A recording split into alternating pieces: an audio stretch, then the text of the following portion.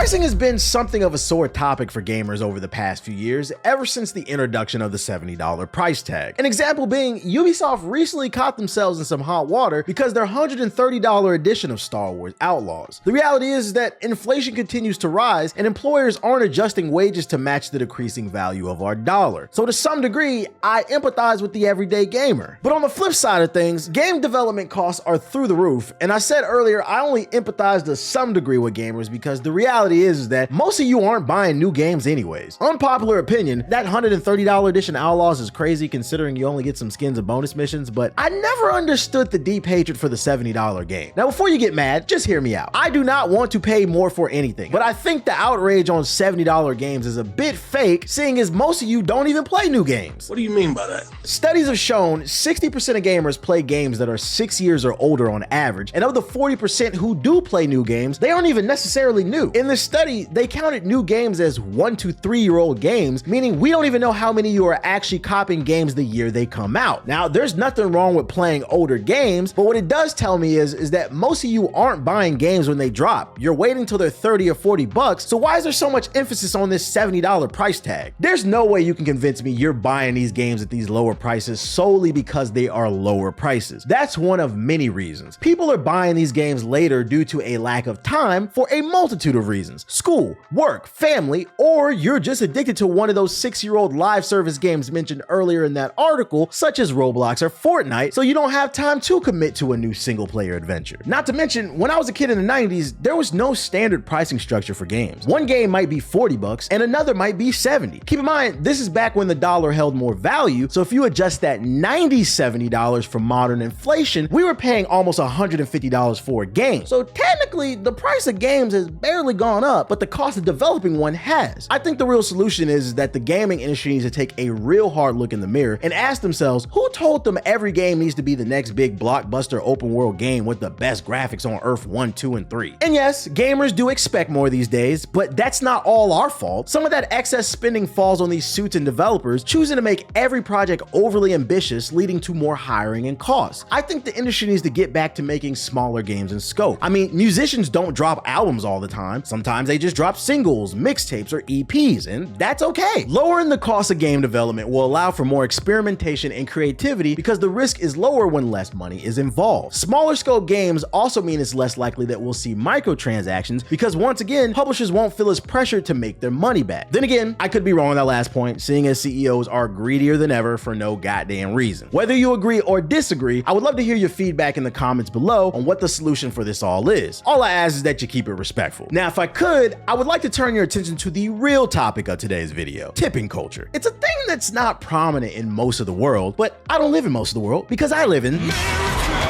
Fuck yeah!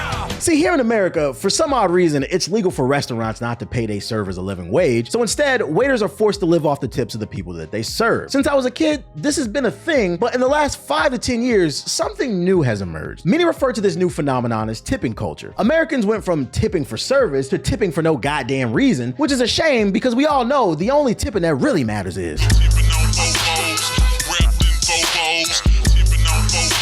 jokes aside, you can go to a coffee cafe and stand in line to order, then watch the barista turn the monitor around to peer pressure you into adding something extra when they did nothing extra. And the worst offenders are the establishments who have automation. I'll give you an example. The other day I went to a smoothie spot after my workout and I ordered from their big touchscreen menu they had in there. You place your order, pay by card, and then you wait for your name to be called. The only problem is that during the payment process, they tried to finesse me into tipping extra. I was just staring at the monitor like, get the fuck out of here. So you might be wondering, TBH, where are you going with all this? I mean, what does tipping culture have to do with gaming? Up until about a week ago, I would have told you nothing. But in the latest greedy corporate news, or shall I say former president of Blizzard, Mike Ybarra, took to Twitter to post this interesting thought. Mr. Ybarra goes on to say, I've thought about this idea for a while as a player since I've been diving into single player games lately. When I beat a game, there are some that just leave me in awe of how amazing the experience was. At the end of the game, I've often thought, I wish I could give these folks another $10 to $20 because it was worth more than my initial $70 and they didn't try to nickel and dime me in every second. Which, side note, is funny coming from a guy who worked for Blizzard who's known for nickeling and diming. But anyways, games like Horizon Zero Dawn, God of War, Red Dead Redemption 2, Baldur's Gate 3, Elden Ring, etc. I I know $70 is already a lot, but it's an option at the end of the game I wish I had at times. Some games are that special. I know most people will dislike this. By the way, I realize that we're all tired of tipping and everything else, but I view this different from a pressure to tip type scenario where many face and give feedback on. Oh, brother, this guy stinks! Yo, respectfully, Mr. Mike, be quiet. This is an incredibly tone-deaf statement. People are hurting for cash in this economy, and now you want more money? After working for a company like Blizzard, which is known for wanting more money? I paid $70 because it was already supposed to be a quality product. You don't need a tip for doing what you're supposed to do. This tweet is a straight up psyop. It's reverse psychology trying to trick you and I into spending more money. And I love how we use nothing but beloved single player games like Elden Ring and Baldur's Gate 3 because it just further reinforces how some of these rich people are out of touch. People didn't just love Elden Ring and Baldur's Gate 3 because they were great games. They also love the fact that the studios responsible for them didn't try to nickel and dime them and gave them a load of content. They simply made a great product and let it speak for itself, and what happened is the sales spiked because word of mouth spread far and wide, which should circumvent the need for tips. And that's the root of the issue that Mike doesn't understand because he worked for Blizzard, a company that's currently fucking over their shrinking player base in Overwatch 2. For those of you unaware, they recently made all the characters free and didn't reimburse the players who paid for them, which is insane, seeing as Overwatch 2 is still a fairly new game, which by the way, when it came out, it was barely a new game if you catch my drift. This fool attempted to soften the blow of this idea by using games his former company is not even capable of making. Problem number 2 with your idea is that your tweet implies these tips are gonna go where they should go in the first place, which is the developers. Tips would have to go to the publisher to keep things streamlined, and there's no way to track how my donation is being spent. But I'm gonna take a wild guess and say that tip would probably go to the executives of these greedy publishers when they give themselves a raise. We're talking about the Bobby Kotick's, the Mike Ybarras, and the Andrew Wilsons of the gaming industry. People who are raking in millions of dollars annually because they refuse to increase the wages of their hardworking developers, all while increasing the output of microtransactions on us. And this tweet is especially funny because it's coming from someone who was the former president of Blizzard, who you know is well connected in the industry. I'm not saying this dude is never paid for a game, but I'm willing to bet money he barely pays for any game considering he's well connected, so he's most likely getting free codes. So here's a tip instead. What y'all need to do is make better games and increase the pay of the people who make them. Developers literally make these CEOs rich, but you got the nerve to tell us to shell out more money? How about having some gratitude for those developers who changed your life for the better? Pay